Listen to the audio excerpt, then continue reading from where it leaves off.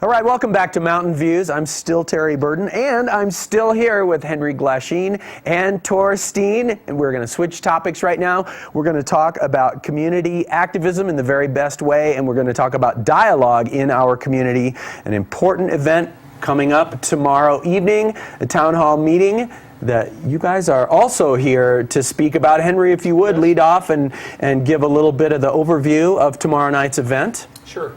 So one of the things we did last year was we got all of the state representatives that represent Summit County up to the Richens building, which is the county library. It's 6 o'clock tomorrow at the Richens building. And we brought them up and we had them answer questions right in the middle of the legislative session. So right as there are bills going back and forth between the House and the Senate and between the House and the Governor's office, we're giving direct feedback to our legislators to let them know some of these bills affect Summit County, some don't, but there are a lot of bills that affect things like education funding, which is critical to Park City because a lot of the education dollars that we have end up in other parts of the state.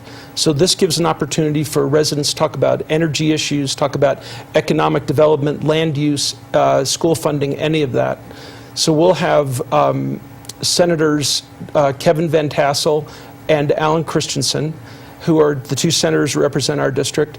We're also going to have Joel Briscoe, who represents District 25, Legislative District 25. He's not actually in our county any longer, but he agreed to come up. Also, Craig Powell, who is our newest member of the he's our legislative representative. He covers Park City out through Wasatch County. We'll also have Mel Brown and Brian King.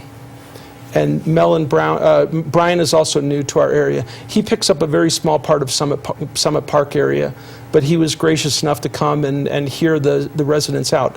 Last year we had about 150 people. Turnout was great. Question and answer went on for an hour and a half, and then all the legislators hung around afterwards to answer questions, speak to people one-on-one. It's cool. That's really cool. Very cool. That may be the vernacular, Yeah. but I have to say that one of the things that, and I've said this many times on this program with different guests, one of the things I love about Park City, about Summit County, and about Utah really, is that there's a grassroots participation and also a cooperation, a feeling of community that I think as we look at national politics and governance, both, gets lost a lot in coverage of what's happening at the national level. But to live in Summit County and to be here and to see, in this case, representatihes from, as they say, both sides of the aisle coming together to listen as well as to talk is a really cool thing. And I believe is this your brainchild, or certainly your driving factor in this driving force? It's actually myself and Lisa Kirchenheider, who is my vice chair. She's also our legislative representative. So she goes down practically every single day and talks to our legislators.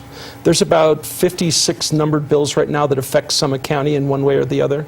We have probably a half a dozen really important education funding bills that are there, and there's a few bills that I think people in Park City, Summit County, want to voice their opposition, and I think that some of that's appropriate.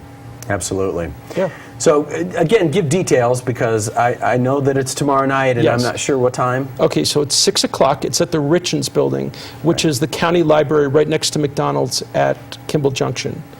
And we'll start at 6. If you want to hang around and talk directly to your representative, we are in, their session goes on until the first week of March. So most of the real hot button issues have not been voted on, and this will give you an opportunity. Everything tends to gang Everything to the goes end right of to the the end. legislative session. And this has actually been a good session. I mean, it hasn't been, the last session was rancorous. We had a lot of bills there that were, very controversial. This one, there's a couple bills that are very important to us. There's a school voucher bill. There's also a school choice bill, and so I think those are bills that will end up taking money out of Park City. If anybody has an interest, like to call me. I gave them my telephone number so they could put it on the screen. Good. They're welcome to call me. I'll give you a list of the numbered bills, and you can look through them and see if any of them are of interest. There's energy bills in there that deal with coal mining and things like that. I know that's a huge issue up here. Absolutely, no Yes. question about it. And Tor, I'm assuming that you'll probably be there. I definitely will be. All right. Well, guys, I have to say that as much as I would like to be there and would have a wonderful time, whether I'm covering or just observing, at 6 p.m., I'm going to be right here. So Bring your camera. Come on. Well, you know, Come we'll on see. over. We'll We'd see love if to have you. we can do a location. I think we got some folks coming in. The Johnny Cash tribute show is Yeah. going to be here in the studio. So I'm not sure that I personally will be able to make it, but we'll get a crew out there to cover it. Great. And many warm thanks for coming in. We appreciate your time. We appreciate your work on behalf of the community, both in a philanthropic and in a government service sense. Yeah. So all the best to both of you fellows. Keep up the good work. Thank you for having me. Enjoyed having Thank you. you, Thanks so Henry. much for having us. Nice to meet you. You and too. I'm sure we'll be talking right here on Mountain Views again soon. Absolutely. Thank you. Thanks, guys. All right, we're going to take a break. It's almost time for weather. We're keeping hope alive that there is snow in our forecast, but Liz Swaney is going to let us know what the scoop is. We'll be right back after this.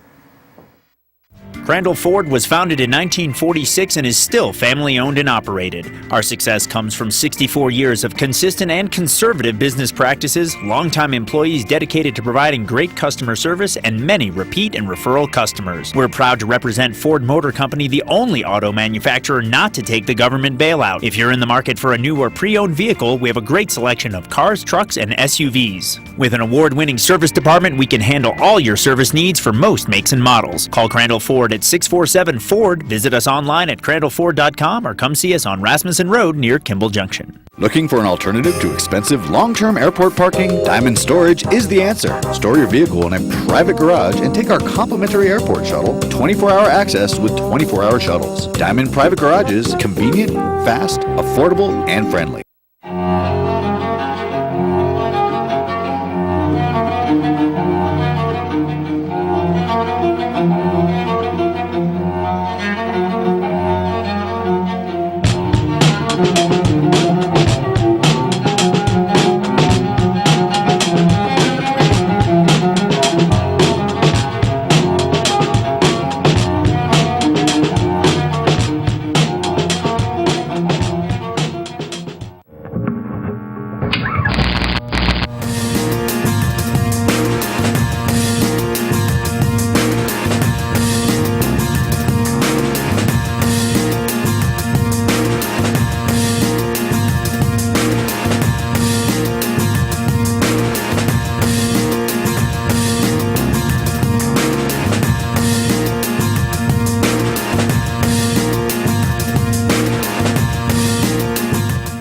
Ladies, you look good. Come on, you gotta keep it up. Push yourself. 1, 2, keep walking, keep walking. Walk yourself into a frenzy and get fit.